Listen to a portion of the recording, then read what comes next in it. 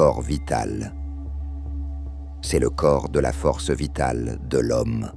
Si une personne ressent une fatigue rapide, une faiblesse, un déséquilibre, de la peur, des accès de colère, il faut savoir que ce corps souffre. Le corps vital souffre d'un manque de force vitale, de l'incapacité à l'accumuler et à la préserver. La quantité de force vitale dépend non seulement de la santé de l'homme, mais aussi de son succès dans la vie. Il est nécessaire de diriger l'homme sur le chemin de l'accumulation et de la recherche de cette force. Une course matinale, la maîtrise des mauvaises habitudes, le courageux suivi du chemin du bien.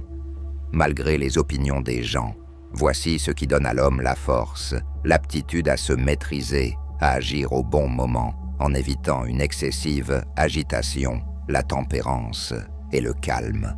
L'homme doit savoir lui-même accumuler de la force dans chaque acte de sa vie et savoir la dépenser correctement et raisonnablement. La sorcellerie et la malédiction agissent souvent à un niveau vital, touchant ce corps par une puissante décharge d'énergie. Selon le système Sampo, on peut détruire les invasions hostiles dans l'aura de l'homme, les larves, et couper les contacts énergétiques négatifs. L'homme doit savoir se protéger, car toute notre vie se déroule sur le champ de bataille entre la lumière et les forces obscures. Les variations d'énergie sont causées par les cycles lunaires et solaires. Il est donc nécessaire d'adapter son mode de vie aux rythmes astroplanétaires. L'épuisement de ce corps, dû au stress, aux émotions fortes ou à l'hypothermie, conduit à des maladies. Une diminution constante de l'énergie dans certaines parties du corps conduit à des maladies des organes. L'augmentation de l'énergie, même en cas de maladie grave, peut provoquer un effet immédiat de guérison. En général, un corps malade ne peut pas maintenir lui-même un niveau d'énergie élevé en permanence. Les tensions, les rigidités et les complexes provoquent l'atrophie de certains chakras, ce qui entraîne une diminution de l'énergie dans les organes correspondants, conduisant ainsi à leur maladie.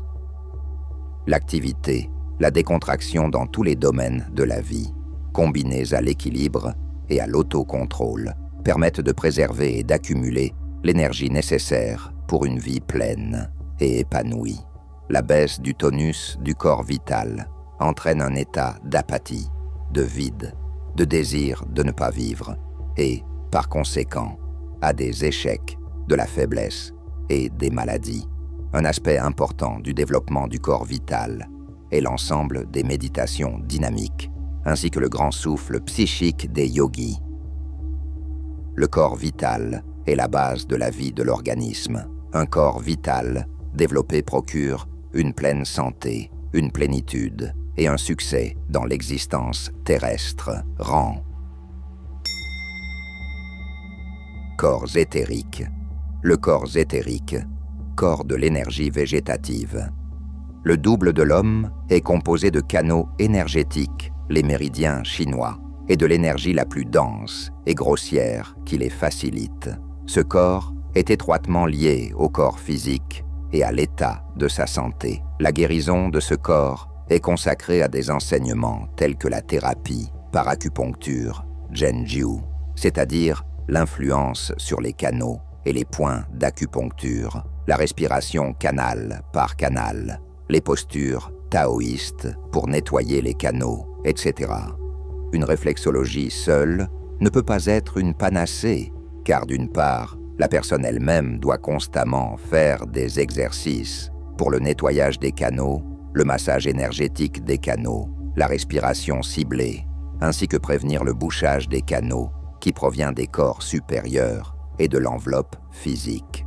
D'autre part, par l'ensemble de sa vie, il faut atteindre une circulation harmonieuse de la sansa à travers les structures énergétiques du corps éthérique, vivre en harmonie avec la nature et ses cycles astro-naturels, les tensions musculaires, la tension constante et l'inquiétude empêchent également la circulation uniforme de la sansa dans les canaux. Des bouchons se forment qu'il faut éliminer par la thérapie manuelle ou par des asanas, Puis il faut chercher à atteindre une relaxation permanente dans toute situation de la vie. Que le corps, qui donne la longévité, la beauté et l'immortalité, soit connu. Wang. Le corps physique représente une immense usine chimique pour la transformation des éléments d'un type en un autre, leur scission et la production de types d'énergie plus subtils à partir de ces éléments. Les maladies du corps physique sont liées à un dysfonctionnement dans le fonctionnement de cette fabrique. Cela peut être remarqué par divers symptômes: les sécrétions, la peau, les pupilles, la langue, les cheveux. Le traitement doit consister non pas à introduire les éléments que la fabrique ne peut pas produire en quantité suffisante, mais à rétablir son fonctionnement. Si une personne reçoit de l'extérieur ce qu'elle doit produire elle-même, alors les organes qui produisent ces substances s'atrophient.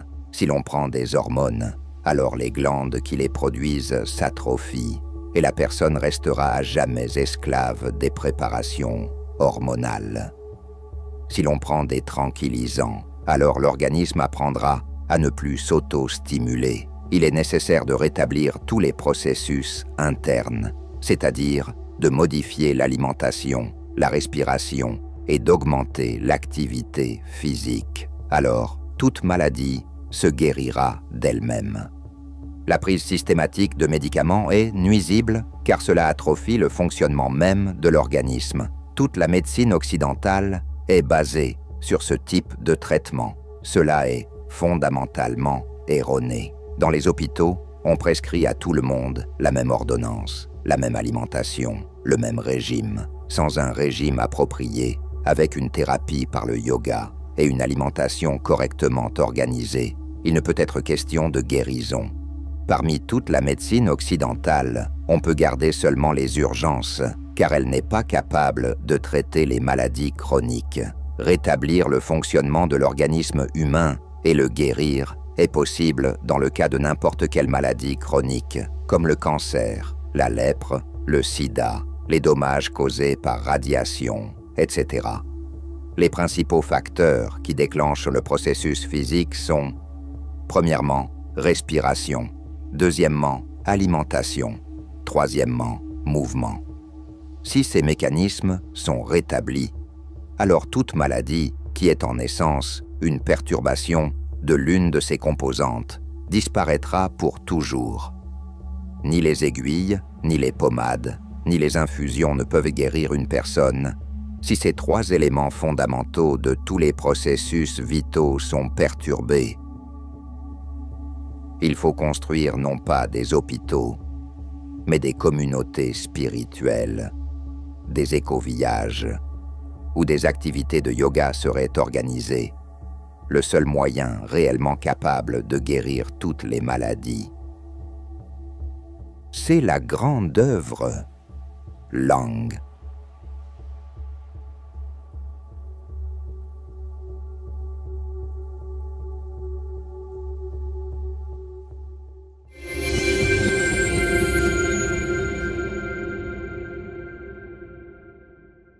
Pendant cette période extrême, où le destin de la planète entière est en jeu, il est très important que la connaissance des anges et des esprits de lumière se propage le plus rapidement possible à travers le monde et atteigne des milliers de personnes.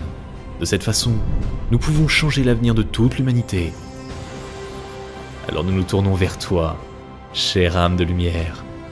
Partage la connaissance concernant nos livres sages et nos films. Partage les liens vers des vidéos ou des dessins animés. Tout cela est disponible et gratuit.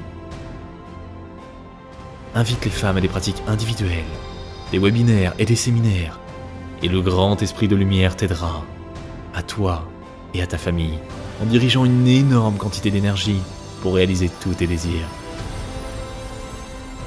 Les esprits lumineux et les anges t'aideront, à toi et tes proches dans tous les domaines. Le fil de la lumière et de l'amour de ton cœur atteint le cœur des femmes en recherche. Et la création du bien, la diffusion de la connaissance de lumière dans le monde commence. Rejoins cette mission de lumière. Aide les gens et Dieu t'aidera.